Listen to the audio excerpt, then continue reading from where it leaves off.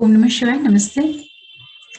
आज मैं आप लोगों से अभी प्रेजेंट ट्रांजिट में जो सारे प्लैनेट्स राहु और केतु एक्सिस के एक साइड में हैं, वो किस तरीके से आप लोगों को प्रभाव दे सकते हैं, उसी के बारे में बात करूंगी।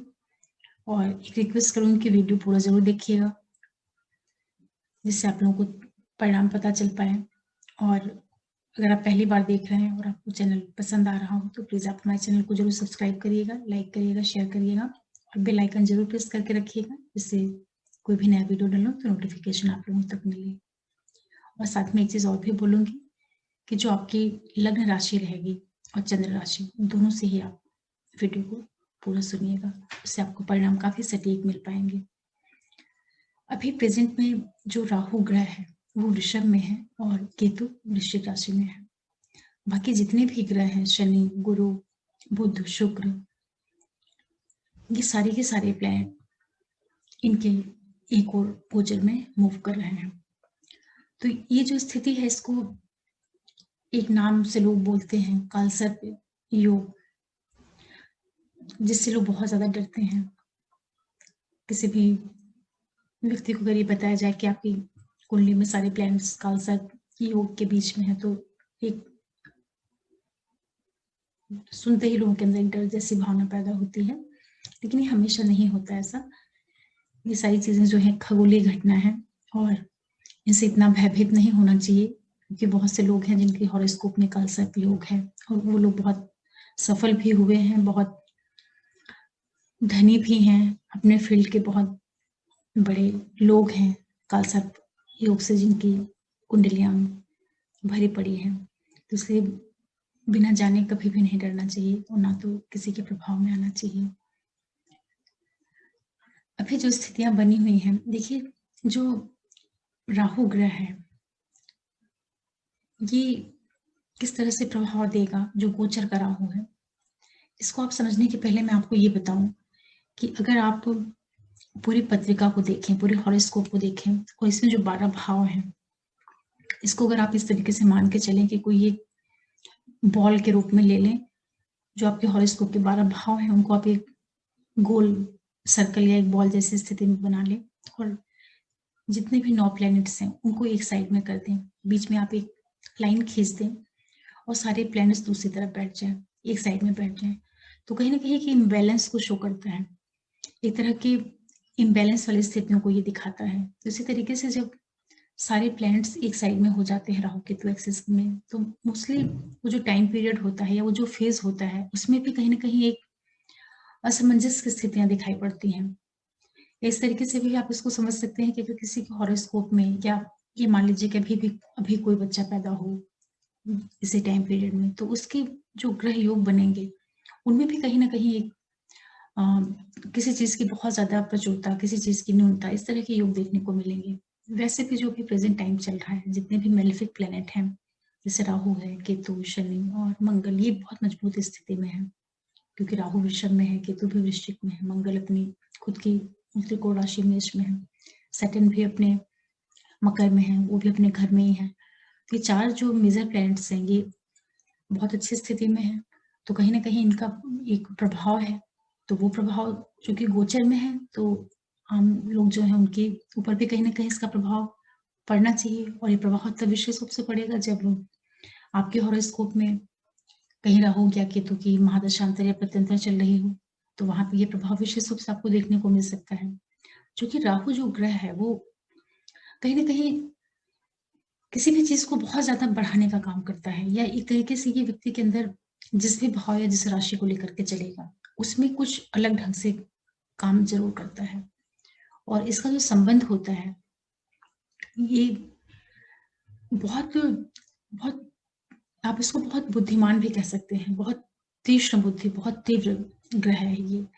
क्योंकि जो सर्वभानु राक्षस थे, तो वो राक्षस काफी बुद्धिमान था, ऐसा नहीं है कि वो कोई कम दिमाग व्यक्ति था, बहुत बुद्धिमान था, तभी तो वो अमृत पाने के लिए अपना वेश बदल करके देवताओं की पंक्ति में बैठा था। तो इससे ये भी पता चलता है कि राहु प्लेनेट जो है काफी इंटेलिजेंट प्लेनेट है और ये कहीं ना कहीं शनि जैसे परिणाम देता है।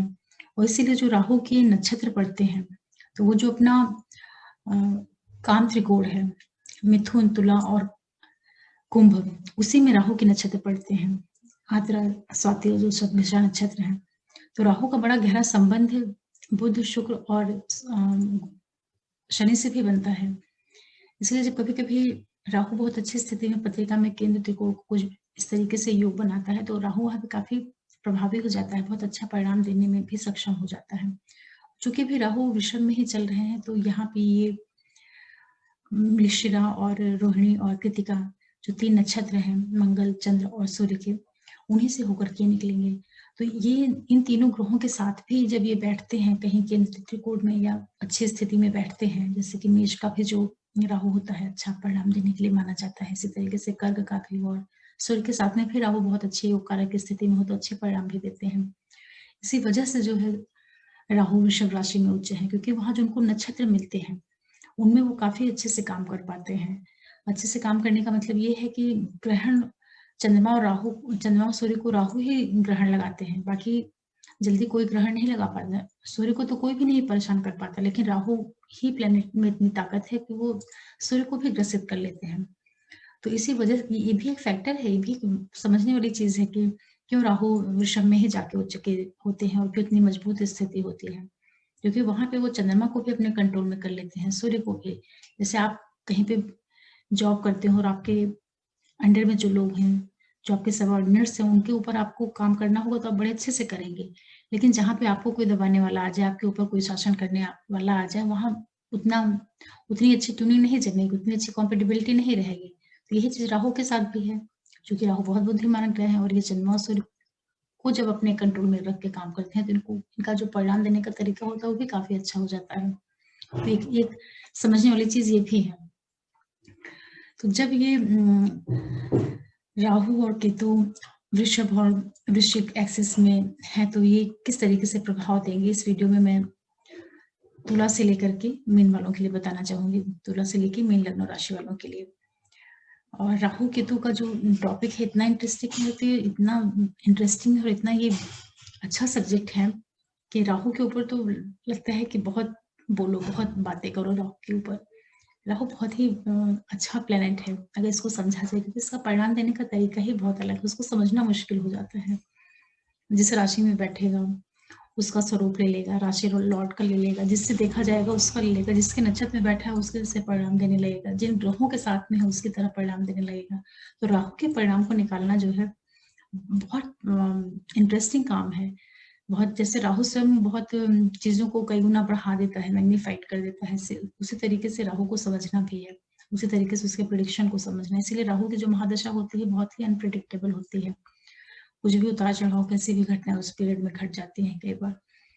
हालांकि राहु जब कोई चीज देता है तो बहुत सीमित देता है, उसकी कोई लिमिट नहीं होती, चाहे वो भौतिकता से जुड़ी हुई चीजें हों या अध्यात्म से जुड़ी हुई चीजें हों। आध्यात्म के क्षेत्र में भी जब राहु प्रोग्रेस देने पे आता है, अच्छे स्थिति में बैठा हुआ हो, कुंडली में अच्छा योग कारक बन के बैठा हो, आध्यात्मिक क्षेत्र में भी बहुत ऊंचाइयां पहुंच देता है व्यक्ति को। तो राहु प्लेनेट को समझना बहुत जरूरी होता है, इससे बहुत लाभ भी लिए जा सकते हैं अगर ये अच्छी स्थिति में हो पत्रिका में। इसीलिए राहु या तो संत बना देगा, या ये भी है कि बहुत बड़ा व्यक्ति को स्मगलर बना दे, मर्डर बना दे, इस तरह की चीजें भी कर सकता है। निर्भर करता है कि वो किसके साथ में बैठा है, किस स्थिति में बैठा हुआ है। तो इसमें मैं आप लोगों को सबसे पहले तुला लग्न राशि वालों के लिए बताना चाहूंगी। देखिए, तुला लग्न राशि वालों के लिए जो ये एक्सिस बनेगा, ये आपके अष्टम भाव और आपके द्वितीय भाव के बीच में बनेगा। अष्टम और द्वितीय के एक साइड में सारे प्लेनेट इस समय पे गोचर में है।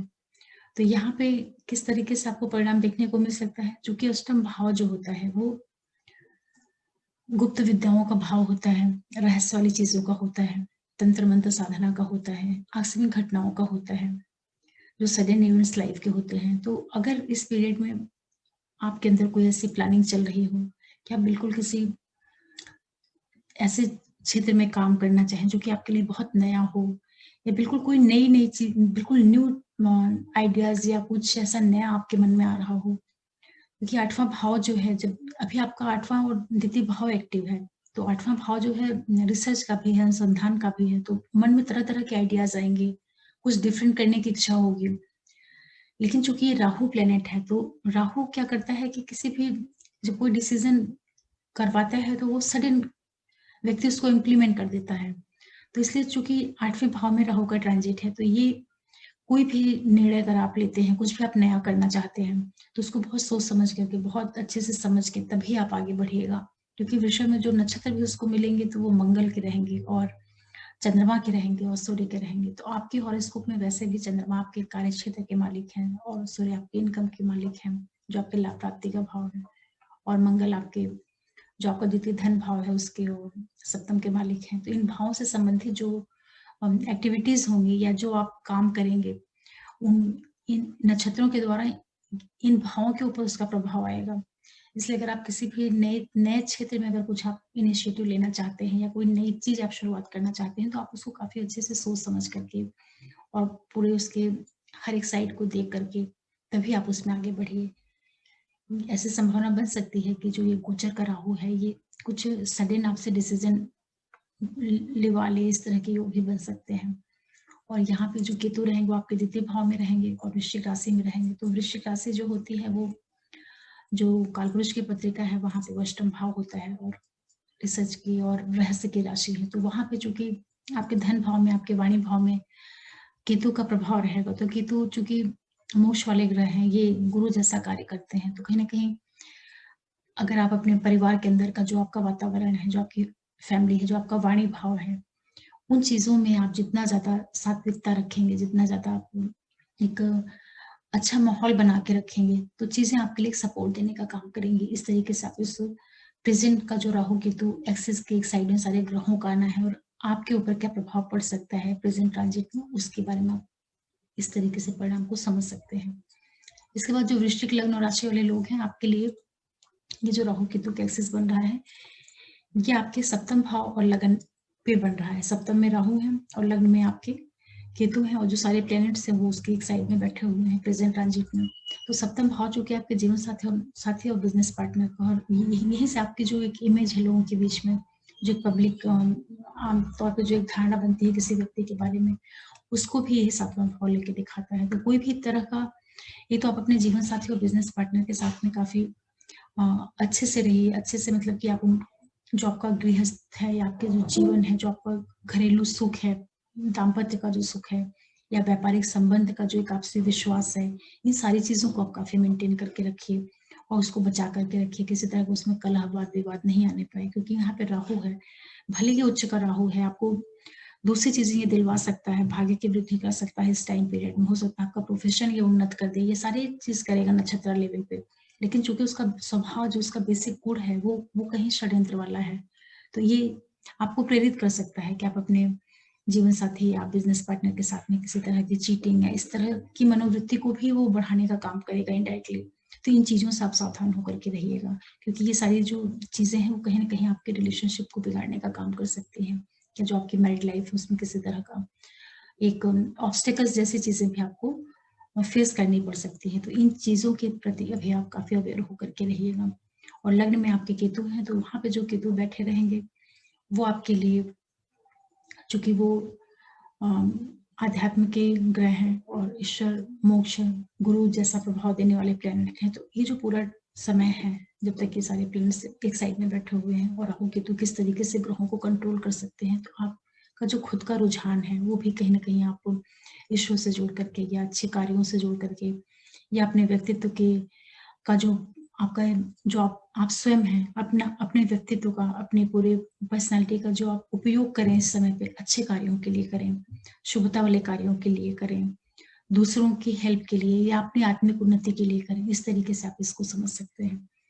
इसके बाद जो धनु लग्न और राशि वाले लोग हैं, आपके लिए जो ये राहु केतु एक्सिस बन रहा है प्रेजेंट गोचर में, जो ये कालसर्प योग बना के बैठा है, ये आपके छठे भाव और अष्टम वाले एक्सिस पे बन रहा है। तो छठा भाव जो है आपका, ये आपके तकलीफों का भी भाव होता है, छोटी मोटी जो बीमारियां होती हैं, शत्रुता वाला भाव, कंपटीशन का भाव। तो यहाँ पे राहु बैठा हुआ है, तो इन चीजों से संबंधित जो चीजें रहेंगी, जैसे कि स्वास्थ्य से संबंधित है, किसी तरह के रोग वगैरह हैं छोटे मोटे, या किसी तरह का ऋण वगैरह लेने की स्थितियां हैं, या कोई कंपटीशन वगैरह भी है उसमें आप अगर सक्सेस हो रहे हैं, तो इन सारी चीजों को आप अभी काफी अच्छे से देख करके, समझ करके, या जो इस तरह की परिस्थितियां बने उसको आप बहुत अच्छे से बैलेंस कर पाए, क्योंकि ये सारी चीजें भी आपको हो सकता है कि फेस करने को मिले। या इस तरीके की चीजों में आप सक्सेसफुल हो जिसमें आपको अपना फ्यूचर दिखे और आप एक बार में झटके से आगे बढ़ जाएं और बाद में वही चीज आपके लिए रिवर्स रिजल्ट देने का काम कर जाए, या किसी से जो अभी प्रेजेंट में कोई वैर विरोध या इस तरह के संयोग निर्मित हो तो उनको आप अभी थोड़ा सा एडजस्ट करते हुए निकलिएगा, क्योंकि ये राहु है छठे का। हालांकि छठे भाव का जो राहु होता है ये अच्छा माना जाता है, क्योंकि राहु जो है 3, 6, 11 में शुभ परिणाम देता है। इसके बावजूद भी चूंकि सारे प्लैनेट्स भी राहु केतु एक्सिस के एक साइड में है, तो इन चीजों से आप अपने आप को बचाते हुए लेके चलिएगा।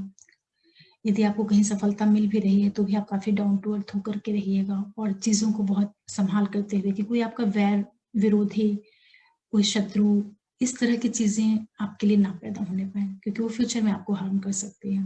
तो केतु आपके द्वादश भाव में रहेंगे, तो द्वादश का केतु जो है वैसे भी मोक्ष को दिखाता है, ऊपर से वृश्चिक राशि में है वो, तो जो पूरा आपका एक जो आपका माइंड है, जो आपका एक रुझान रहेगा, जो आपका कंसंट्रेशन रहे, वो कहीं ना कहीं ईश्वर की ओर भी होना चाहिए। तो उससे क्या है कि आपको एक स्ट्रेंथ मिलेगी, और वो स्ट्रेंथ आपके छठे भाव के जो चीजें आपको नेगेटिवली आपके ऊपर एक इम्पैक्ट डाल सकती हैं, उसको बैलेंस करने में काम आ जाएगी। तो इसलिए एक और आप लोगों से बैलेंस करते हुए चलिए, किसी से शत्रुता नहीं होने पाए, या इस तरह की जो सिचुएशंस आए आप उनको अवॉइड करते हुए आगे निकले और अपने आप को स्पिरिचुअलिटी के लेवल पर काफी स्ट्रॉन्ग बना के रखें, तो आपको काफी हेल्प मिलेगी। ये जो ग्रहों का प्रभाव बन रहा है, सारे जो ग्रह एक साइड में आ गए हैं राहु केतु एक्सिस पे, उसके लिए। उसके बाद मकर वालों की बात करें तो आपके लिए जो ट्रांजिट बन रहा है ये आपके पंचम भाव और एकादश भाव में बन रहा है। तो पांचवा जो भाव होता है वो आपके संतान का होता है, शिक्षा का होता है, बुद्धि और प्रेम संबंधों का होता है। तो यहाँ पे आपके लिए सजेशन मेरा रहेगा कि जो भी आप डिसीजन लें, चाहे वो अपने बच्चों से संबंधित लें या किसी भी कार्य को लेकर के जो आप निर्णय लेते हैं, वो निर्णय आपके काफी प्रैक्टिकल होने चाहिए। कोई भी इमोशन में आके या भावना में आकर के या कोई इम्प्रैक्टिकल डिसीजन आप ना ले, इस तरीके से समझें, क्योंकि पंचम में राहु है, वृषभ का और उच्च का राहु है ये। तो ये हो सकता है कि आप आपकी इमेजिनेशन को इस तरीके से बनाने का काम करें कि आप कुछ गलत भी डिसीजन ले रहे हो और आपको सही लग रहा हो, क्योंकि यहाँ पे राहु का इन्फ्लुएंस है, गोचर में ही आया है, लेकिन वो अपना प्रभाव तो देने का काम करेगा, क्योंकि सारे प्लैनेट्स वन साइड में हो गए हैं। तो जो एक तरीके से इम्बैलेंस की स्थिति तो रहेगी। तो ऐसे में अगर आप ऐसा कोई निर्णय कर लेते हैं जो कि इमेच्योर हो, या अपने संतान से संबंधित भी जो आप निर्णय करें, तो काफी उसको समझ करके करें कि क्या चीज उसके लिए उचित है। इसी तरीके से अगर आप स्टूडेंट हैं तो आप जो भी एजुकेशन ले रहे हैं, जो पढ़ाई वगैरह कर रहे हैं, उसको आप पूरे फुल फोकस से करें और पूरे कंसंट्रेशन से करें, क्योंकि चांसेस बनेंगे कि कुछ आप गलत ढंग से अपने जो आपका ब्रेन है या जो आपकी एनर्जी है पढ़ने में, हो सकता है कहीं रॉन्ग डायरेक्शन में भी लग जाए। इस तरीके से भी आप इसको समझ सकते हैं। इसी तरीके से अगर आप क्रिएटिव फील्ड से जुड़े हुए हैं तो आपको अपनी क्रिएटिविटी वाली चीज़ों को काफ़ी पॉजिटिव ढंग से समझना चाहिए, उस डायरेक्शन में ले जाना चाहिए। यदि आप किसी तरह के शेयर बाजार वगैरह से जुड़े हैं तो जो भी आप कर रहे हैं ट्रेड वगैरह, उसको बहुत समझते हुए करिए, क्योंकि ऐसे भी संयोग हो सकते हैं कि आपको लाभ के साथ साथ में सडन लॉसेस भी देखने को मिल जाए, क्योंकि वहां पे कहीं ना कहीं राहु का इन्फ्लुएंस रहेगा। हालांकि जो नक्षत्र लेवल पे वो आपके लिए प्रभाव देने का काम करेंगे, वो आपके लिए अष्टम भाव से भी संबंध बनाएंगे आगे चल करके। अभी तो वो जो आपका सप्तम भाव है उसके ऊपर कहीं ना कहीं प्रभाव डालेंगे, क्योंकि वहां पे चंद्रमा की राशि है और आपके एकादश भाव में केतु बैठे हुए हैं। तो आपके जो बड़े भाई बहन वगैरह हैं, जो आपका फ्रेंड सर्कल है, जो है अथॉरिटी से जुड़े हुए लोग हैं, या जो लोग मल्टीनेशनल कंपनी में काम कर रहे हैं, उन लोगों के बीच में आपको अपनी अब पूरी तरीके से अवेयर होके रहना है वहां पे। या ये कह लीजिए कि उनके प्रति जो है आपको काफी अपने मन में एक गुड विशेष या एक उनके प्रति काफी ईमानदार और लॉयल होकर के रहने की जरूरत पड़ेगी। यदि आप इस तरीके से करेंगे, क्योंकि वहां पे वृश्चिक की राशि को में वृश्चिक की जो राशि है, जो रहस्य की राशि है, जो रिसर्च की राशि है, उसमें केतु बैठे हैं, और केतु जो मोक्ष के ग्रह है, तो वो ग्रह जो चाहता है, वो राशि जो चाहती है, तो वहां पे बैठे हुए जो संबंध है उनके साथ में आपको उस तरीके से व्यवहार करना चाहिए, तब परिणाम आपके काफी पक्ष में हो सकते हैं। तो वो भाव जो है आपके लिए, जो आपका बड़ा भाई बहन है, जो फ्रेंड सर्कल है, जो उच्च पदों से जुड़े हुए लोग हैं, तो उन लोगों के प्रति आपकी जो एक्टिविटीज हो वो सद्भावना से भरी हुई होनी चाहिए। तो परिणाम भी आपको अपने मन अनुकूल मिलने के योग बनेंगे। इस तरीके से आप इसको समझ सकते हैं रिजल्ट को। इसके बाद जो कुंभ लग्न राशि वाले लोग हैं, आपके लिए जो राहु केतु का एक्सिस बन रहा है, ये आपके 4th और 10th हाउस के बीच में बन रहा है, और सारे प्लैनेट्स जो हैं हॉरोस्कोप के ऊपर के साइड में बैठे हुए हैं, लग्न से लेकर तृतीय और एकादश भाव के बीच में। तो आपका चूंकि राहु चतुर्थ भाव में बैठ रहा है, तो वो भाव आपकी मदर का भाव है, आपके सुखों का भाव है, आपके जमीन जायदाद का भाव है। तो आप इस पीरियड में पूरा फोकस करिए कि जो आपकी मदर है उनके साथ में आपके संबंध बहुत अच्छे रहें। कोई मेजर डिसीजन नहीं लीजिए, परिवार के अंदर का जो वातावरण है उसके प्रति काफी अवेयर होकर के रहिए, क्योंकि राहु की एनर्जी वहां पर है, तो हो सकता है कि वो आपके लिए, और राहु की एनर्जी वो भी आपके 6वें भाव, नक्षत्र लेवल पे 6वें भाव से जुड़ के रहेगी। तो हो सकता है कि परिवार के अंदर वैर विरोध या शत्रुता या एक जो ऑब्स्टिकल्स डिस्प्यूट जैसा जो माहौल होता है, उस तरह की कुछ वातावरण घर के अंदर नहीं बनने पाए, इसका आपको ध्यान रखना चाहिए, क्योंकि इस तरह के संयोग बन सकते हैं। ये प्रेजेंट ट्रांजिट का इफेक्ट है, क्योंकि अभी सारे प्लैनेट्स जो है राहु केतु एक्सिस की ओर आ गए हैं। तो किस तरीके से राहु सारी चीजों के ऊपर प्रभाव डालेगा। इसके बाद जो केतु आपके हैं वो 10वें भाव में है, तो 10वां भाव जो है आपके जॉब का है, प्रोफेशन का है, मान प्रतिष्ठा का है, जो आपकी प्रसिद्धि होती है, ख्याति होती है, उन चीजों की है। तो उन चीजों का लाभ आपको कैसे प्राप्त हो सकता है, जब आप वहां पे केतु जो ग्रह बैठा हुआ है वृश्चिक राशि की ऊर्जा को लेकर के, उसके अकॉर्डिंग जब आपके क्रियाकलाप होंगे, तो केतु हमेशा भलाई चाहता है।